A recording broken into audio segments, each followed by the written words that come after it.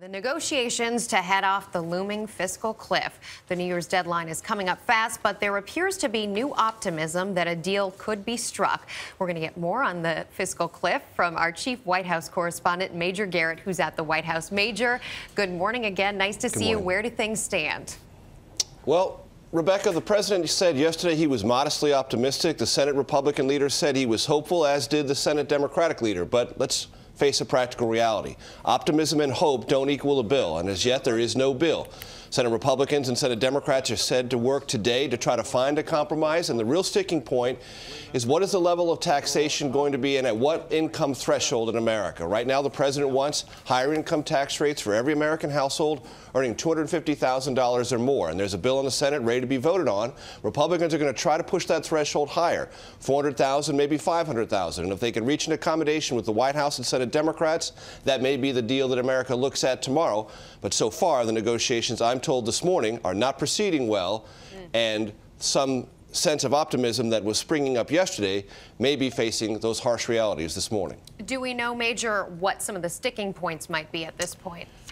Well, beyond the question of income tax rates, and that's really the huge issue, Republicans don't want and are not comfortable with, and probably the House can't pass anything that has a threshold of $250,000, even though that's what the president campaigned for re-election on and won re-election on. The White House says, hey, we had a whole debate nationally about this threshold, and the American public gave the president a mandate to do that. Republicans aren't there yet, so you have the tax income threshold. Plus, there's lots of other things. This small deal that's getting smaller by the hour won't even address the across-the-board spending cuts. Many Senate Republicans want something done on that front, and if there's nothing done there, they may not want to vote for it. So there are still many obstacles in the way of a deal. And you also have to have a deal from McConnell and Reed that can pass in the House. What is the protocol for getting it there, and who's going to say, yes, we can do this at that point?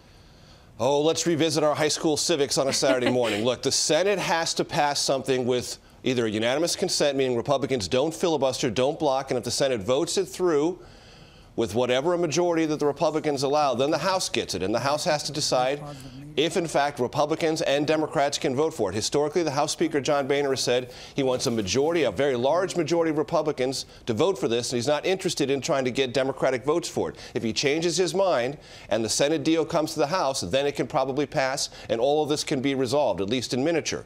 But we don't have those assurances yet. We don't have a bill, and we don't have a procedure yet in the House. What are the chances, given that this bill is looking like it's getting smaller and smaller, what are the chances that the debt ceiling, which we hit on December 31st as well, what are the chances that that gets wrapped up in this package, or are we going to be dealing with this again down the road in 2013? The chances of it being dealt with in this package are precisely zero. There will be no debt ceiling arrangement in this deal, I'm told, by the White House, congressional Republicans, and congressional Democrats. And as Treasury has announced, on December 31st, we technically run out of the ability to finance our current debt. Now, the Treasury can use what it calls extraordinary measures for the next 2 months to avoid a default, but we're going to be right back debating the debt ceiling, the implications of that, and Wall Street and big business will be just as concerned as they historically have been that default is the looming question for the country, not all these underlying tax revenue issues and other things like that. So we're going to revisit this debate in January and February, whether the country wants to or not. Major Garrett at the White House, thanks so much, Major. I can tell you're going to have a busy weekend ahead. Indeed. Thank you.